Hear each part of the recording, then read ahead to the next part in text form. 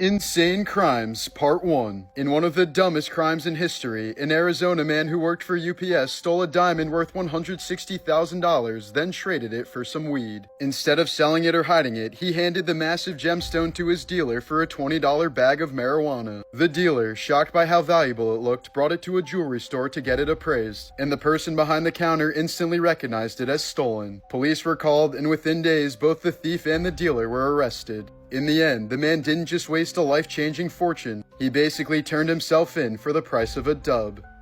On the other hand, in 1968 Japan, a man pulled off one of the most brilliant heists in history without the use of a single weapon. Disguised as a motorcycle cop, he pulled over a bank vehicle carrying over $10 million in cash and claimed it was rigged to explode. To make it believable, he lit a flare underneath the car and yelled for the employees to run. They bolted in fear as he calmly got in, drove off with all the cash, and vanished. Despite the largest manhunt Japan had ever seen, interviewing over 100,000 people, neither the thief nor the money has ever been found.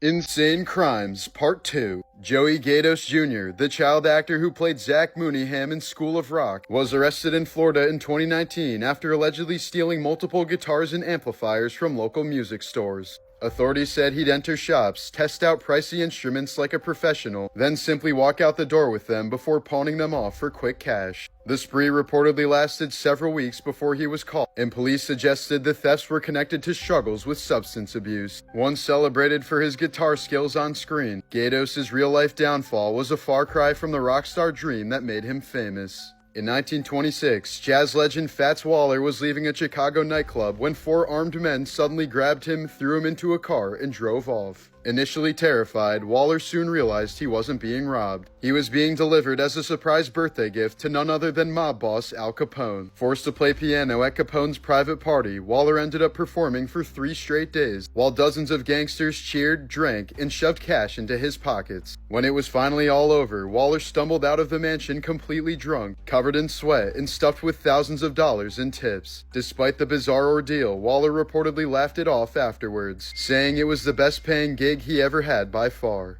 Insane Crimes, Part 3. In 1996, Robert Downey Jr.'s drug addiction spiraled into one of Hollywood's most infamous meltdowns. After a cocaine binge, he wandered into a neighbor's home completely naked, believing it was his own house, and fell asleep in a child's bed. The family found him passed out the next morning and called police. It became the defining moment of his downfall before his miraculous comeback as Iron Man years later. In 2007, an elderly man charmed staff members at a Belgian bank by bringing them chocolates and posing as a wealthy investor. After months of building trust, he was given VIP access to the Diamond Vault, then vanished with $28 million in diamonds. Investigators later found his identity was fake, and neither he nor the jewels were ever seen again. In 2013, a California woman named Etta Lopez waited outside a county jail for hours just so she could slap a deputy in the face and get arrested. When officers asked her why she did it, she calmly admitted that she wanted to go to jail to quit smoking, since she knew tobacco wasn't allowed behind bars. Her plan worked. She was immediately arrested, charged with battery of an officer, and sentenced to 63 days in jail, all to kick her nicotine addiction the hard way.